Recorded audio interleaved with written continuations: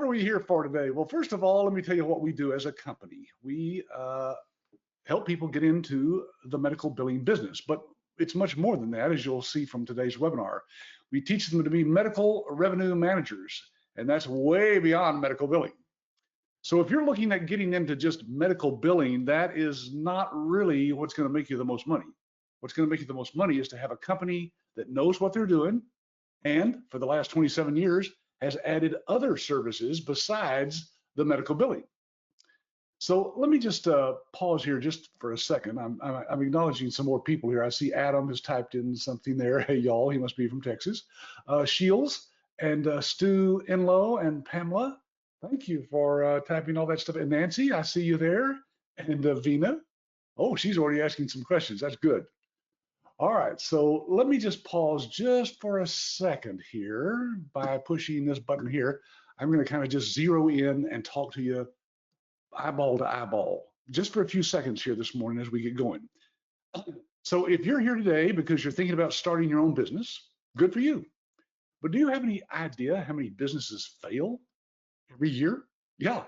How many businesses fail in the first year? Lots of them do. You've probably heard the statistics.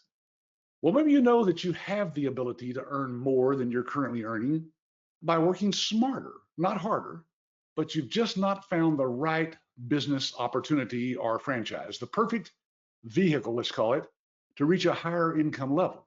Or maybe you're worried that if you choose the wrong business, all your money and effort just could be a waste of your time and savings. That's a big fear for a lot of people.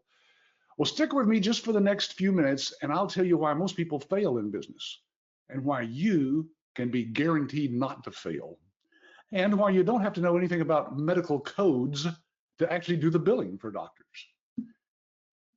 Well, again, I don't think I introduced myself formally to everybody, but my name is Patrick Phillips. I'm the founder of American Business Systems, and for the next hour or so, I'm going to be telling you exactly how we at ABS have changed the lives of literally hundreds of people from every possible background and educational status. I was showing slides of some of those as I was talking earlier. I think I'll put that one back up on the screen here while I continue talking to you about this other stuff. There we go. Okay, so we've taken people from every walk of life, literally, and helped them fulfill their dream of becoming their own boss. So for the next few minutes at least, silence your cell phone and close up your email, turn off the TV, or get out of YouTube right now and put out the cat and focus on what I have to tell you on this live webinar today. And maybe, just maybe, you'll discover how you can make your dream come true as well. Now, maybe you want to just, travel while you can still enjoy it. Maybe you want to retire earlier than you'd planned. Or maybe you want to put your children through college or help some of your loved ones financially. Seems like they're always needing help, isn't it? Or maybe you want to build that dream home by the lake, maybe play more golf or spend more time with your kids or grandkids. Whatever it is that you're looking for, you can achieve it by being in control of your destiny. And how do you do that? Well, you start your own business. In fact, 83% of all wealthy people in the United States got wealthy with the one secret that I'm talking to you about right now. It has nothing to do with inheriting wealth. Look, most people don't have a rich aunt or uncle. And even if you do, you probably are not their favorite niece or nephew, right? So you're not going to inherit a whole bunch of money. And if you think you're lucky and will someday win the lottery, they say that the chances of that happening are about as good as being struck by lightning in the same spot 7 times. And unless you have the smarts and the education to train to be a doctor or a lawyer or some other kind of professional, your best bet is to do what that 83% did to build wealth. You ready? Here's what most wealthy people did to get wealthy in the United States. They started and owned their own business. Yeah, it's that simple. Now, I've started dozens of businesses over the past 50 years, but the one business that helped me to make all my dreams come true, for me and my family at least, was the business that I'm going to tell you about today. Now, that was after I had started over a dozen businesses that failed and made no money at all. The business we're going to talk to you about today is a very niche type business that, well, you've probably heard of it before, but maybe you never knew anybody personally that had made any money with it. It's a simple business, but one that can be extremely profitable. Now, you'll be helping medical providers in your area to collect more of the revenue that they've earned while seeing patients. And here's what that entails. You'll be accessing a cloud-based award-winning software system to submit the claims to insurance companies and the government agencies to help those doctors get paid more money and get paid a lot quicker than they are currently able to get paid using their own staff and their own software in their own office. You'll not only save them money by outsourcing their billing to you, but you'll collect a larger percentage of money for the doctors. And then you'll collect it faster than any other company that they might want to use now in today's world to help with their cash flow. We are the leader in this industry. But more about how you can do that in just a moment. Today, we're going to pull back the curtain on this little known business and tell you how you can get involved in it if you think it's right for you. And I'm going to give you the opportunity to type in all the questions you want in the question box that you used earlier to say hi to me. And I don't see anybody else that has typed anything in there. So some of you may still be looking for that question box, but if you type something in there, I'll acknowledge you by first name. And that's where you can ask questions today live of me, the founder of the company. Now, I'll tell you this right now. This business is not for everyone. Not everyone can follow directions, for example. Not everyone can figure out how to market something like this to doctors. And not everyone wants to be involved in the healthcare industry. But for those who followed our instructions and followed our system that we've developed over the past 27 years, these are the entrepreneurs that simply went through our proven training program and have been certified as medical revenue managers, much more than medical billers. I just hope that you're one of those people after you hear what I have to share with you today. All right, let's get back to our real slideshow here now. I'm going to pause this one and I'll switch over to the other one here. This is where we are.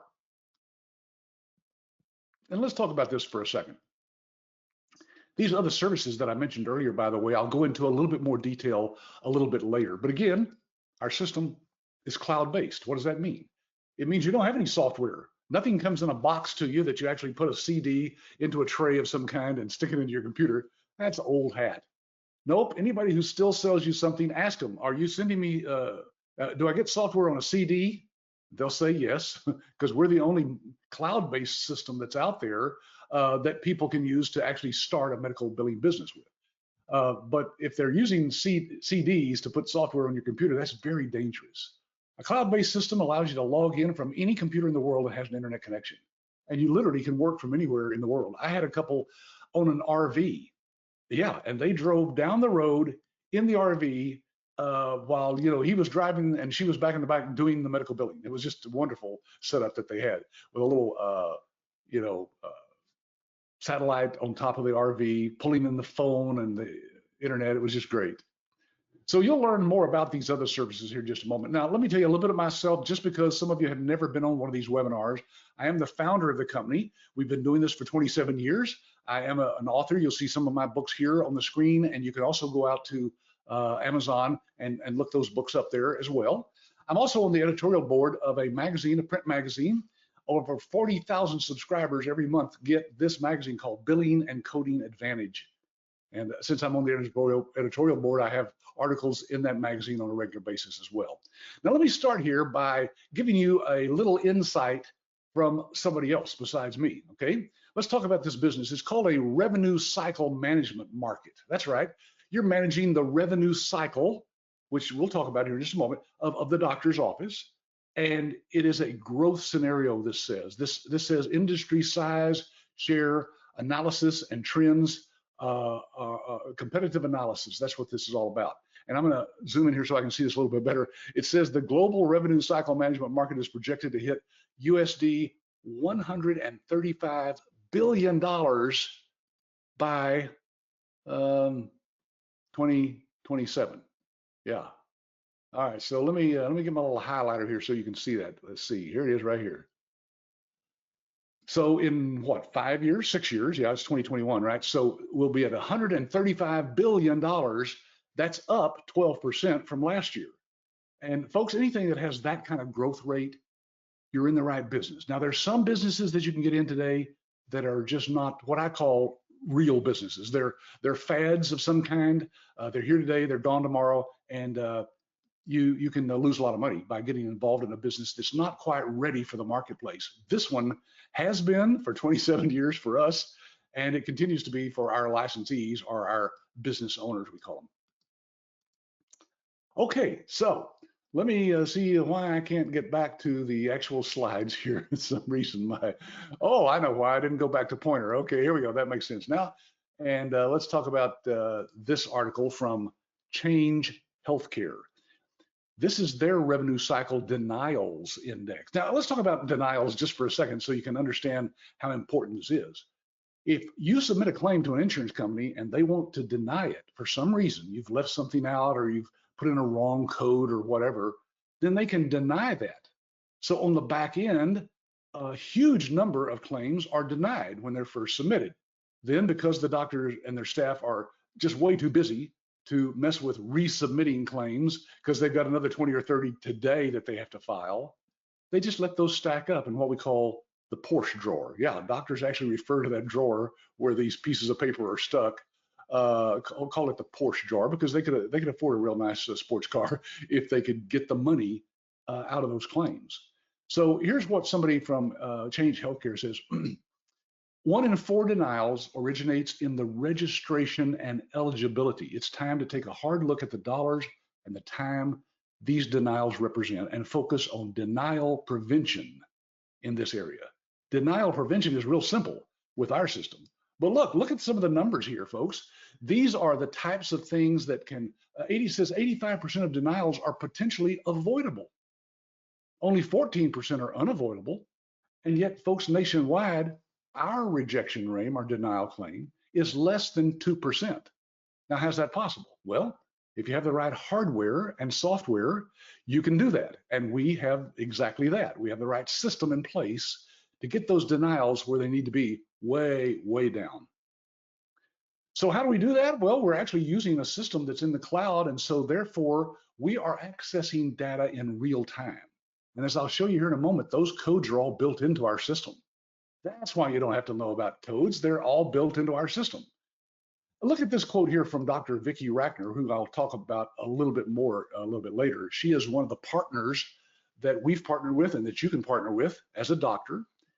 And she says in one of her latest books, The Myth of the Rich Doctor, look, physicians in private practice all walk away from an average of 30% of their incomes when they don't follow up on rejected insurance claims. Outsourcing your medical billing could bring claim rejection rates to as low as 2 to 5%. And then she says, this may be the fastest and easiest way to increase your cash flow. So folks, it's not just me, it's not Patrick Phillips or American Business Systems. Even doctors themselves recognize that there is a big problem with those denials. And of course, if you have the right system like we have, you can solve those. That's why I'm about to go into this in depth, why you can start a medical billing business without any medical coding skills. So let's talk about that just for a minute. First, what is this revenue cycle that I mentioned earlier? Let me see if I can get this little circle here a little bit bigger so we can really look at it in depth. This is the revenue cycle management inside of a doctor's office. It's real simple. It starts with number 1 right up here, data collection. It's the patient registration form and, of course, the claims preparation. The claim itself gets to you in some way. And we'll talk about that. But first of all, how do you collect this information? Well, a lot of people just have it faxed to them. Or in our case, we have an electronic data document system that the doctors can upload that electronically just by scanning it in. And then boom, that's in your tray and you get it out and work from home without ever touching a piece of paper. Then number 2 is the claims transmission. Very important, folks, because this is where the actual transmission gets to what's called the clearinghouse. Now, the clearinghouse is a third-party entity that you do not want to have to mess with. And I say that because ours is the only system that has the clearinghouse built in. Now, remember, our claims rate is denial rate is less than 2%, so you don't have to worry about that. Our support is superior. We've won awards for our support for our licensees and the doctors that are out there using it. And you don't have to worry about any of the paperwork involved in getting set up with the clearinghouse. Believe me, it's a real nightmare. I just talked to a young fellow the other day who had gone with another company, not with us, but another company to do their training. And he said, they told me just to go and find my own clearinghouse. He says, I've already been through several. It's because you never know, do you? You don't know which ones are the best, which ones have the best customer service. You don't know which one's going to give you the biggest or lowest denial rate, but we do. We've already figured that out because we've been doing that for 20 some odd years. Now there's claims management, of course. That has to do with the download of the electronic remittance advice. That's what our ERA stands for. I don't know if you can see that's kind of tiny there on my screen. Let me blow that up just a little bit more there. There we go.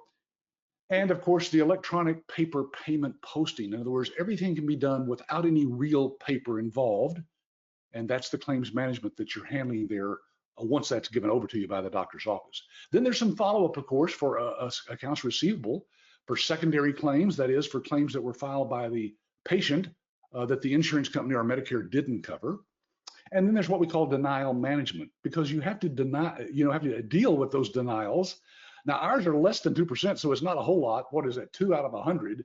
But if you've got a denial rate of 30%, you're spending most of your day resubmitting those claims and appealing those claims with the insurance companies. Then number 5 is the reporting. That's all built into our system, by the way, and you can get access to the doctor and the staff so they can go in and pull those reports anytime they want to. So I hope that gives you a better feel for what we're talking about today and what the business is all about and what you'll be doing on a regular basis. Now, let's really get down to the nitty-gritty as to what's the difference between a medical coder versus a medical biller. Well, a medical coder turns the doctor's notes into numerical medical codes. Now, let me say that again and explain that. If you're a medical coder working at home or in a doctor's office, you've got these manuals in front of you like this lady does here on the left, and she's looking up these codes. They're numeric codes, by the way, alphanumeric now. And she's looking up the codes that match what the doctor said on his super bill. A super bill is just a day sheet. Well, let's see. I think I have one here that I can show you somewhere ahead of time. Here we go. I'll jump to it. There you go. Now, you've seen one of these. You probably get one of these from a doctor or a copy of it. This is where the doctor has actually gone in and circled some of the numbers here that have to do with the treatment of the patient, what they found wrong with the patient. And they circle these and give this to you, this piece of paper, either electronically or a piece of paper. And you basically are putting those numbers in. The doctor is the one who is actually giving you the codes. Now, the difference is this. Once you have the right codes, of course, then all you do is submit the claims, like this lady on the right is doing. She inputs the numerical medical codes given to her by the doctor or the doctor's staff into a billing system for payment. That's called a patient practice management system. So that's what we have. Look, here's the one on the left here is a picture of our electronic medical record system. And the one on the right is the iClaim system that you'll be using for submitting. Now, we're just illustrating here that you can use our system on computers, laptops,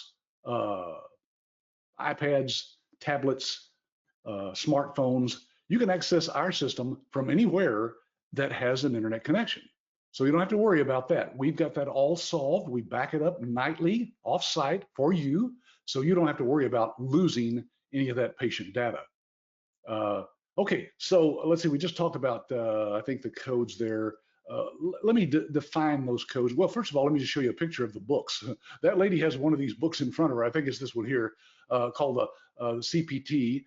These are the procedure codes. And then she also has the ICD codes, which are the diagnosis codes.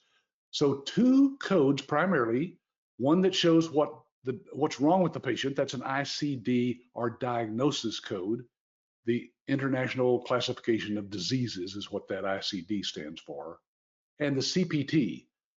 These are the procedure terms that are used by doctors in code form, because you can imagine how many different things could be wrong with the human body, right? You don't have to write out or type out everything. There's a code that some doctors are just using that same code. Like, let's say he's a podiatrist.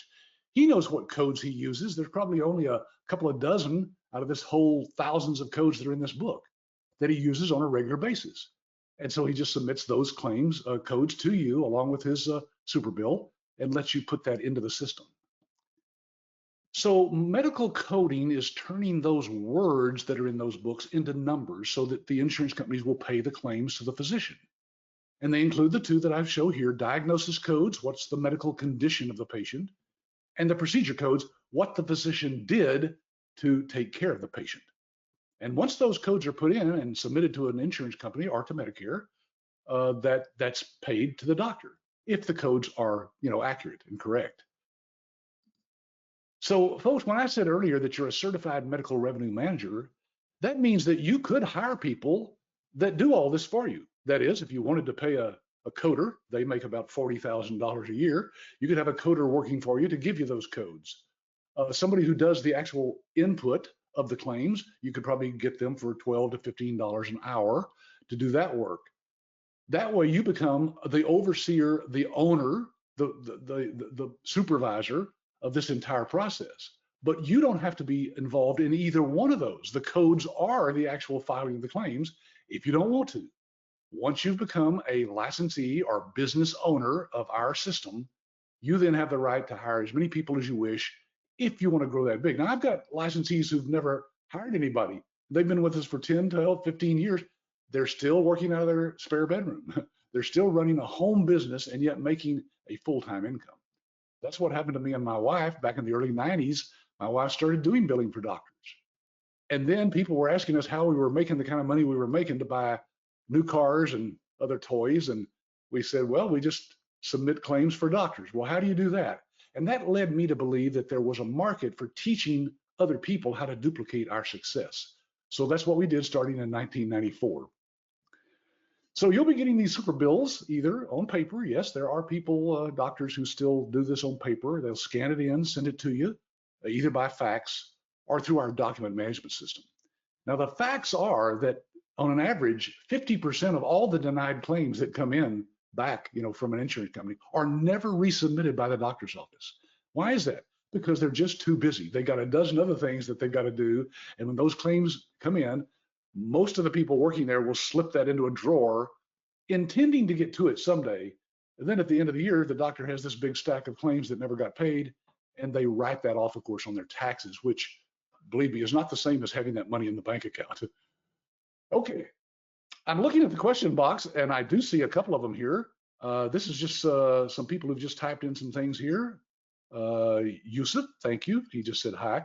And then Mohammed says, I've tried cold calling to providers and emailing them as well, but my marketing strategy doesn't seem to be much effective. I was successful with 15 providers out of 3,000 leads. Wow.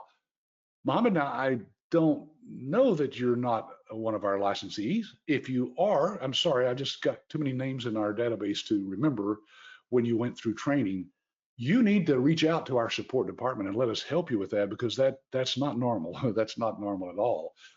Now, if you are somebody who's looking at getting into this business, that was your first mistake, contacting doctors without knowing the answers to their questions. That can make you look, well, like you don't know what you're doing. So the first thing is to go through our training, get the training that we teach you, and then we'll show you exactly how to market to doctors. We've got about a dozen different ways. They all work.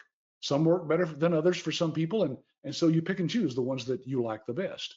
But we do have a best practice that we teach in our training to people exactly how to build their business, getting those clients. That's very important.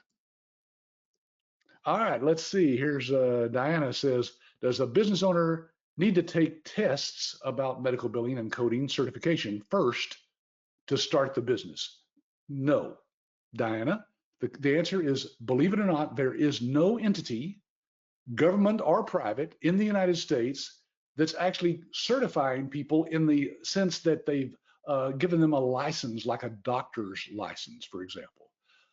Medical billing and coding is just one of those things that several companies have come up with training courses to take you through that, just like we have. We have an organization that we're associated with called the Medical Revenue Management Association of America. And they will certify you that you are a certified medical revenue manager once you've completed our training. But there are no tests. We don't believe in tests at all. Our company just knows that if you get the right training and you have that training available to you to review as often as you wish, you can be successful in this business. So good questions that are coming in already here. Yeah. All right, let's see. Nevin, I hope you got the audio back. I saw there a few minutes ago you said you'd lost it. Albert says hi. 80 says hi. And 80 says, how can I start this business at generating revenue immediately? Oh, yes. Good question. I hope I'm saying your name right there, Addie, probably Addie. Um, that's very important that you know that a lot of businesses that you invest in, of course, don't have a return on the investment for, up to 2 years. That's just typical. That's average. That you will not see any profit, any black ink, so to speak, after your investment, your initial investment in a business for a couple of years. That's just the way business is. So if you're not ready to face that possibility, then you probably should just continue working for somebody else. But folks, we've had licensees that I've interviewed, and you can go out and see some of those interviews. I'll give you the link here in a moment on YouTube. And you can hear for yourselves these people telling you that without any training or background in medical billing or coding, we showed them how to go out and get a business started that now they have dozens of clients. Again, I was showing some slides at the beginning of the webinar a while ago that gave you some hint about some of those. I'll throw those back on the screen as we wrap up today. But these two areas of risk are always there for doctors, and that is that they could be undercoding, billing for a level that's below the service performed. Now, let me show you what I mean by that. I'm going to go back to that, there it is, super bill, just so you can see that these are the levels of visits. The office visits are broken into levels, and it really just boils down to how much time and what does the doctor do during that time that generates this level. Most doctors, to be safe, are undercoding. That is, they might have level 3s, 4s, and 5s, but they're all billing at level 1 and 2. Now, what does that mean? That means they've left money on the table that they shouldn't have. So we can solve that by giving them the right codes. When I say given them to them, they're built into our system, as I'll show you in a moment. But the other danger or risk that they have, of course, in doing all this is that they could be overcoding. Now, overcoding means that maybe all of their visits are at 2s and 3s, and they bill them all at a level 4 or 5 because they get paid more. And that can be a serious problem if Medicare comes in and audits that doctor's patient records and sees that that is the case. They will fine that doctor, and it can be up to $10,000 per instance. So it's a very big area of risk for the doctor, not for you, of course. You're just doing what the doctor tells you to do.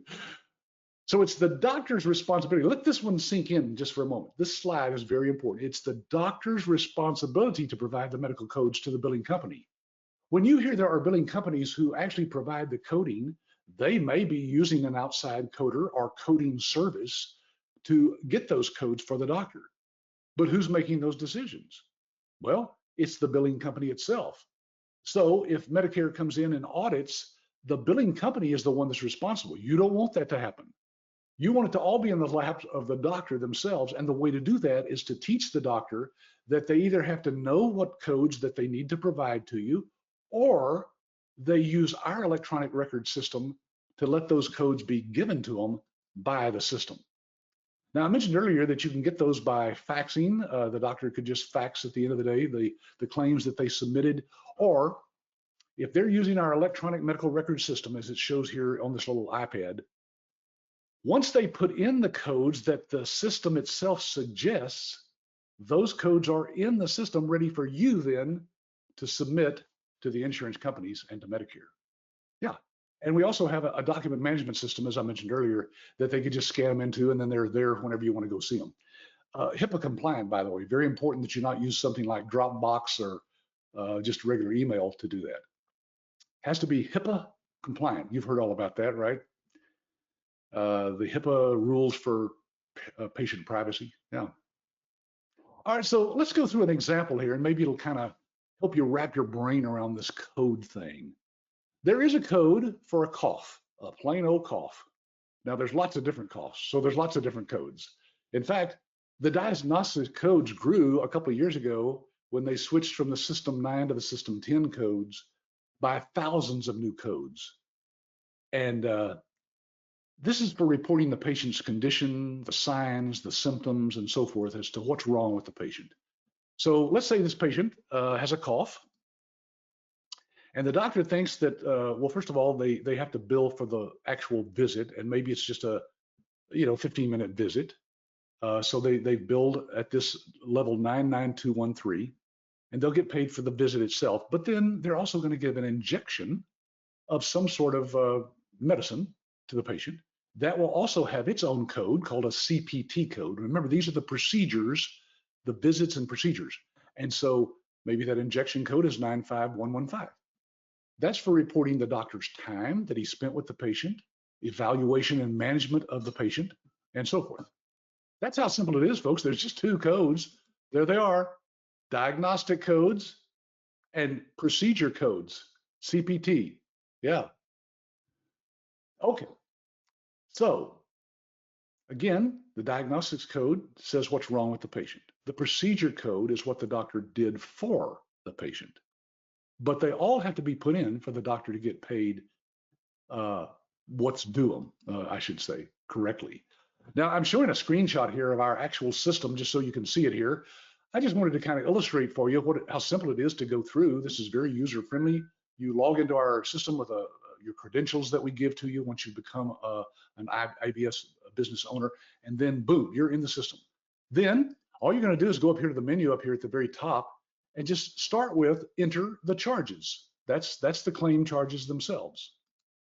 Now, once you get into the system, of course, you'll find that the charge entry is very straightforward. It remembers, of course, all the information about that patient from their previous visit and lets you just basically pull them up by a search and enter the new charges that are there for that patient. Yeah, one screen at a time.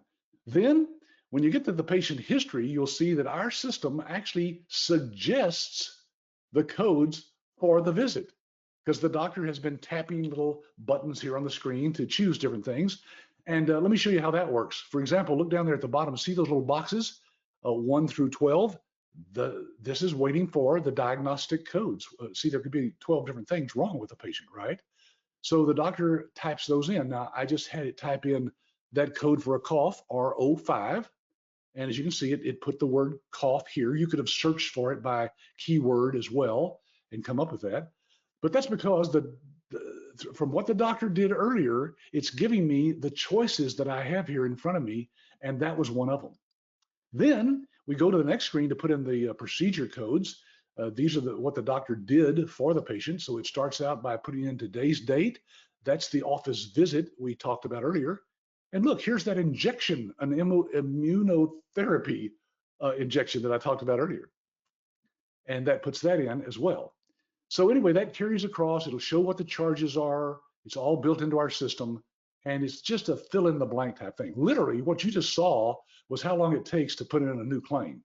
If the patient is already in our system, you pull up the patient, you put in those codes and those dates, and boom, you're done. Literally, folks, it'll take you less than 2 minutes to file that claim. And let's say this claim is, I don't know, I'm rounding these numbers, but let's say this claim is for $100. You are going to make 6 to 7% of that. So you would make $6 or $7 of that $100 for just doing that little bit of work that we just saw right there. Okay, and the last button down here is just create the claim. That's the last thing you do, and it's just very, very straightforward. When people first see our system, they go, okay, that's the way billing software should work for a doctor. All right.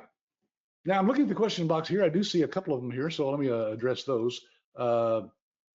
Stu says, is there any insurance for the doctor or us for the Medicare that you were talking about? Well, Medicare, Stu, is insurance, as you know, for people 65 and older. And so the doctor is going to get paid directly from the government. Medicare is the insurance that he's filing the claim with for that particular patient. Yeah. Okay, let's see. Oh, I'm looking right here at some other notes here, trying to read what would be pertinent to everybody. Some of these are real specific. Diana says that she's, looking to get a job as a medical biller or coder, and there are positions out there. Believe me, it's a booming industry right now. But again, you'll be working for a doctor. You won't be your own boss. You won't manage your own time, and you can't make as much money as you can by owning your own business. But I understand. Our license fee, by the way, our investment, which I don't talk about much on these webinars because we're not trying to sell you on this. We just want to educate you enough to where you can make a good decision. It's about $28,000. So it's not nothing. But if you look at all the franchise sites on the web, you'll find that that's probably one of the lowest investments for a business that you could find. Oh, here's a good question from Mona. Mona says, during the pandemic, how does one go about obtaining clients? Well, Mona, that's a great question because we've had people even back in what, March or April of last year when they saw it coming thinking, oh, maybe this is not a good industry to get into. Let me tell you what's happened in the past, what, 9 months? Our business has grown by 30%. And our licensees all claim that they've gotten more clients during the pandemic than they did before it. Now, why is that? Because doctors, of course, were seeing fewer patients during the pandemic. They didn't want them coming into the office. They were doing that telehealth, over the internet, Zoom meetings and things like that. And so doctors did not see as many patients. They weren't making as much money, and they had more time, you see, to look at carefully what they're doing and the advantages of outsourcing. Listen, all doctors have heard about outsourcing their billing. They know other doctors who are doing it. Some doctors just insist on doing it themselves because, well, they're control freaks. That's really what it boils down to. Anybody who's worked for a doctor will tell you they're not the sharpest business people in the world. They're very smart because obviously they became a doctor. But as far as the money, they're not really tuned into it. Now they have time to focus on that, and we have time to educate them on that. And so it's just boomed, Mona. You can ask, in fact, you can get a list of some of the people that have gone through our training. I'll tell you how here towards the end, and you can call them yourself and ask them how it's worked for them. Okay, let's see. Oh, here's a one that Addie says, can you simply have a diagnostic code without a CPT code in cases where it was just a visit that needed no medical procedure on the doctor's part? Well, the visit itself is a procedure. Yeah, they classify that as a procedure that the doctor did, that is just sitting with the patient and talking to them. So there is one procedure code that will be filed for that, at least, Mona. Oh, yeah, Mona was continuing a question here. I lost the first part of it there, but she says, since everything is virtual.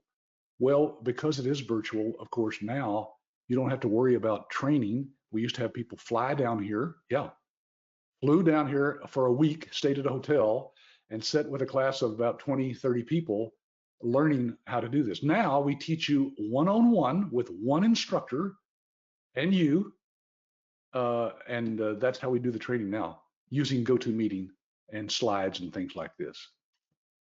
Stu wants to know, are there protected territories? No, Stu, your territory is the entire United States.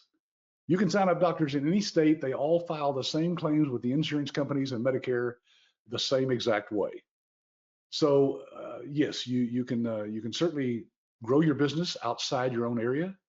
We have several licensees I've interviewed who've said, I don't have any clients here locally. My first client was a friend that knew somebody in another state. I started doing his billing. He loved it so much, he referred me to other doctors in his state and other states.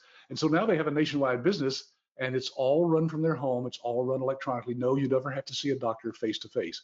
Why would anybody go and see anybody face to face nowadays in today's world? I can tell you that Zoom and other companies like GoToWebinar, like we're using today, GoToMeeting, these businesses are booming because it's just the ideal way, to see other people now. So we've changed all of our training in the past year to focus on how do I get clients outside of having to go see them personally in person.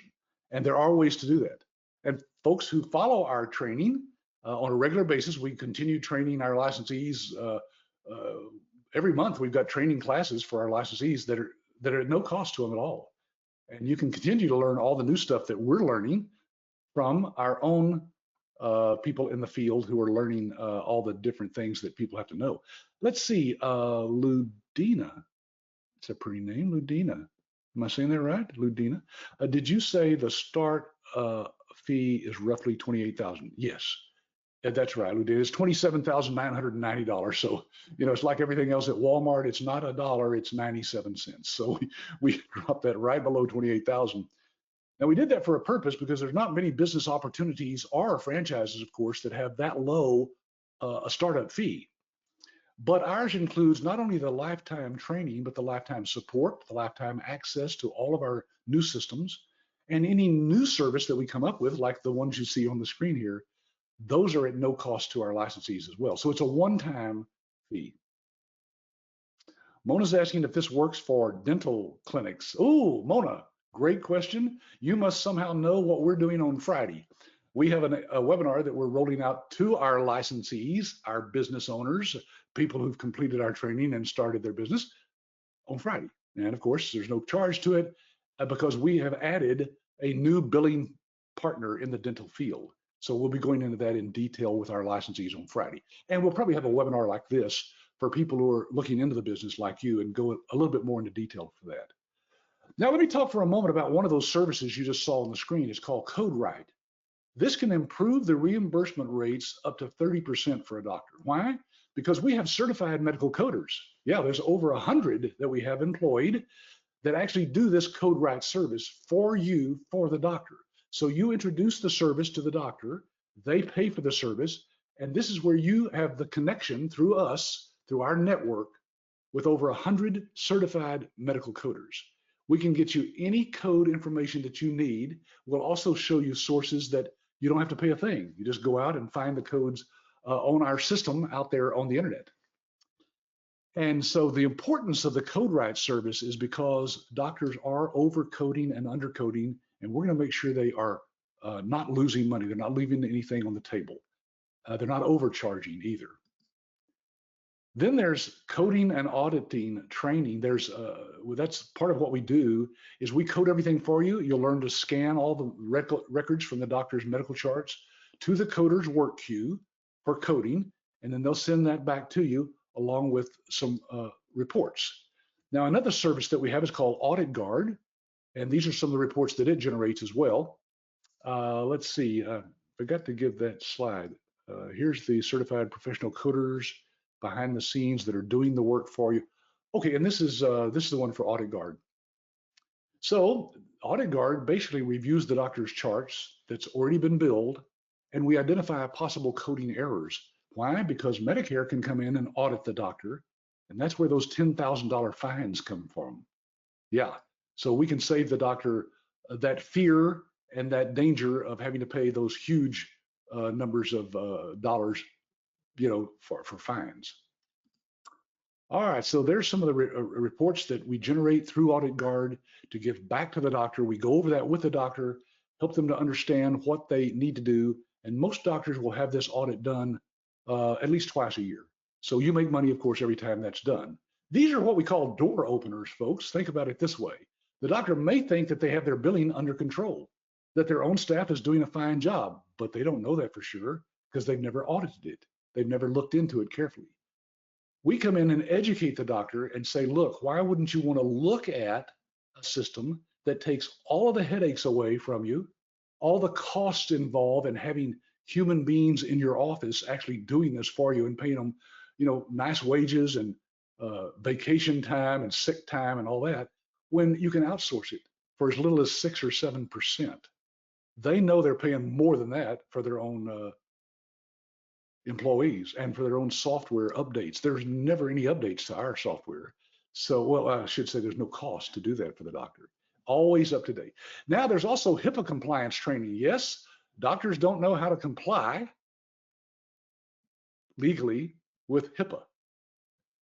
That's the Health Insurance Portability Act that's basically covering the privacy of the patient data. Folks, this is the most dangerous thing for you if you start a business in medical billing and you have software on your computer. I mean, you've installed it on your hard drive in your computer in your office. You can break all kinds of HIPAA rules and regulations by doing that. Yeah, even if your child walks in the room and sees something on the screen, that could be a HIPAA violation. Now, the real danger, of course, is having that data stored on your hard drive inside your computer. So when you turn it off at night, all the patient data is right there. With ours, a cloud-based system stores that in the cloud. It's on a server in a very secure place. In fact, we have redundant servers all over the United States. So if one goes down, another one kicks in, and you'd never even know it. So it's very safe, and it's backed up nightly as it should be.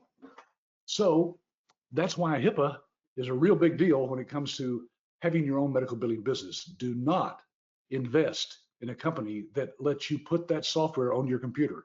And they'll insist that you install some portion of that on the doctor's computer and access the doctor's computer remotely. Again, very dangerous, folks, very dangerous. You do not want the liability of somebody in the doctor's office saying, oh, look, all the data's gone. Who erased that? And maybe it was some nefarious person in the doctor's office who did it, but they're blaming it on you, the billing company. With our system, that data is always secure and safe and verified by HIPAA to be completely safe. Now, I mentioned earlier today about our document management training, but before I do that, let me just get back to some of these great questions that you guys are coming up with today. Let's see, I got to zoom in here a little bit. My eyes are getting too small. Okay, I answered that one since are there territories? I think I answered that. Okay, and the dental. Yeah, I think that was all. Oh, here we go. Addie says, will your franchise get the medical billers the doctor's contract for medical billing? In short, who's responsible for acquisition of the doctors? Great question, Addie. Let me put it this way. There's another company in the United States that actually has been doing what we're doing for about as long as we have. And they actually boast about the fact that they, as a company, are actually doing medical billing. Yeah, the company that you're going to buy your franchise from is your biggest competitor. That's right. They have doctors that they do billing for. Now, what would happen if somehow you signed up doctors and that company, of course, has access to all that data because you're going through their system? What if they wanted to contact that doctor and sign that doctor up themselves? It's very possible. It's not likely, but I'm just saying, why would you want a company competing with you in this business? We are not in medical billing. We'll be the first ones to tell you we have coaches who are medical billers who've been through our system that we utilize to support and help other licensees. So we always know what's going on in the industry because of we're the largest network in the United States of medical billing companies. But we don't compete with our licensees. So folks, I'm telling you all this, Addie, because yes, we're going to teach you how to fish so that you can always get your own fish. We're not just going to give you a fish. That's like giving you a client. Well, we could do that, but hey, if we wanted to, couldn't we, American Business Systems, as a company, could we just go out and contact doctors directly and sign them up? We could. This other company does that, but we're not going to do that. We're going to teach you how to sign up your own doctors. And it's not near as hard or scary as you think it is because, well, we've been doing this for 27 years and we've got about a dozen different ways that you can use to market to doctors. And of course, you'll be filling out all the paperwork too. Now, again, that's part of our training. We're going to hold your hand through the whole process. When you get that first client, we're going to take you by the hand and lead you exactly what you need to do to get that doctor up and running. Mohammed says, I have a few doctors who use such software like eClinicalWorks and DocuTap. How can we request them to switch it without raising a flag that they might think that HIPAA is being violated using such software that store the data on the hard drives? Well, that's probably not something you want to bring up with the doctor, Mohammed. I brought that up with you folks because if you're looking to get into this business, you want to be careful that you don't buy a system that stores that on your computer or the doctor's computer. But many doctors are using software themselves that store the data on their own computer. So the best thing you could do is to tell them, look, all that stuff that you're using that's putting stuff on your hard drive, we can do that for you now, and it'll be off your hands, out of your office, and on some HIPAA compliant servers in different parts of the United States. Okay, I don't know if I'm addressing all these questions like I should or not, but folks, you can type as many in there as you want to. Let's get back to those questions. Here in just a moment. Let me go back to the slide deck just for a second, okay? So we talked about the document management system. This is a system that is a cloud-based system, folks, that once you've set up an account in iDocs Now, you can give a login to the doctor's office so that they can literally, with any scanner, scan in those super bills that I talked about earlier and get those to you on a daily basis through our system. And it also cuts down all the hassle of dealing with pieces of paper because it's all, it's all cloud-based. We use it here. We don't have any file cabinets for our offices here in Fort Worth. And we've got licensees who swear this is why they've been successful in our business. There's also accounts receivables training. Yeah, I know you find this hard to believe, but a lot of doctors don't collect but about half of all the money that patients owe them. Patients who don't have insurance or who pay their portion and still never actually pay the portion that they owe the doctor. So we have two different services here, Choice Pay and Quick Collect, that solves that problem for the doctor and gets money that the doctor would have never seen otherwise. And yet you never have to do any collecting. This is not a collection bureau. You're not sending out any letters from your offices to these people or making phone calls to them. It's all cloud-based, it's all automated, and yet it collects more than, well, our system collects about 3 times more than an average collection agency collects for those overdue bills. All right, there's one more. We've got other services I don't have time to go into in depth today, but let me talk to you about this one just for a second. Virtual care. Now, folks, this is going to be big. In fact, we've considered somewhere down the line probably pulling this out of our package and having this as a separate business, separate and apart from what we offer now. For now, we're rolling this out for our current licensees so that they can see the kind of money, and we'll get some success stories here that we'll share with you shortly on this. Folks, virtual care means the doctor can monitor patients that have chronic care issues on a regular basis, like once a month or once a week, right from their office. The patient never has to leave home, the doctor never has to leave the office, and yet they can bill for these visits, just like they do for telehealth. Virtual care goes way beyond this though, and there are doctors who can increase their bottom line revenue up to $100,000 a year. Now I say that, and as I'm saying it, I'm remembering that as we went through this and looked at it carefully from one of our technology partners, they were quoting to me that a doctor could earn $200,000 extra per year by just setting this up, letting this company do all of the actual visits over the phone and the video visits. And the doctor really doesn't have to do anything to earn this extra income. It's just a wonderful source of revenue for the doctor. Oh, well, by the way, you as an ABS licensee can earn a ton of money. I'm talking about $30,000, $40,000 a year from just having 1 or 2 doctors on this system. And you don't have to do a thing once it's set up either. Folks, we actually have hundreds of people from coast to coast that can support you, not just in our offices, but we have technology partners from coast to coast, California to Florida, that all help our licensees with the particular thing that they need help with. We have support people, of course, on full-time on our staff that help with that, but they usually point you to the people who can give you the most help. They're like traffic controllers.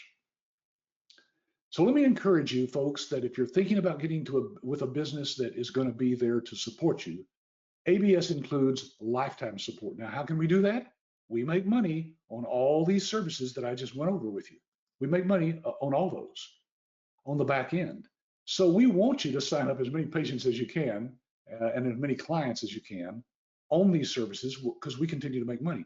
And as long as we're making money, believe me, we're going to support you as one of our licensees. Now, to be honest with you, once people have been with us for a year or so, they really don't need a whole lot of help. By that time, folks, you will have learned just about everything you need to know for any situation. You can answer any question just like we can now, but that takes time.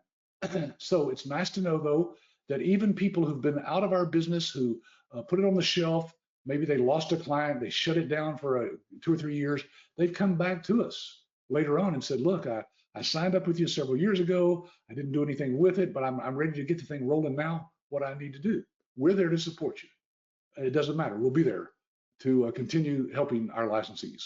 Now, one of the things that's going to help you wrap your brain around this more than anything I've said today is a live demo of our system. That's right. We'll get online with you one-on-one. One of our demo people here at the office, we've got about 5 of them, they'll get online with you. They can spend a half hour, 45 minutes, an hour, whatever you need to go through our system and answer all your questions. Every question you could possibly come up with, we'll get that answered during this session. No, We're not trying to trick you and getting on one of these demos so we can just sell you or close you. We want to get on here to prove to you that we have what we say we have. And since our software doesn't come on a CD, we can't mail anything in the mail to you. So we just do it this way. We just found it's better because there's always questions. Even if you had your own self-stepping through demo, you would have all kinds of questions. This answers all those for you. So I hope today's webinar about how to start a medical business without any medical coding skills has kind of clarified that for you. If not, I'm still here. We still have a few minutes, and I'm going to take as many questions as I need to here to make sure everybody's covered. Let's see, are all the services included in the purchase agreement? Mona's asking that. Yes, Mona, everything I've talked about today, all those services, there is nothing extra. In fact, you will never pay ABS another penny. Once you've spent that initial licensing fee of $28,000, that includes the 10 modules of training. That's about 15 hours of initial training. And then you'll have access to our licensee support site where we have another 100 hours of training on all sorts of things. Remember, we've been doing this for 27 years, so we've got a lot of information out there that you can cover once you become a licensee. Albert, this is a franchise, like a franchise fee. There's just no territories and no royalties, of course. And there are ways to help you with the financing of this if you need some help. So get back with your ABS rep, the person who sent you the email to this webinar, and let them work with you one-on-one about that. We want you to be able to join this, but we don't want you to put yourself in any kind of financial strait by doing that.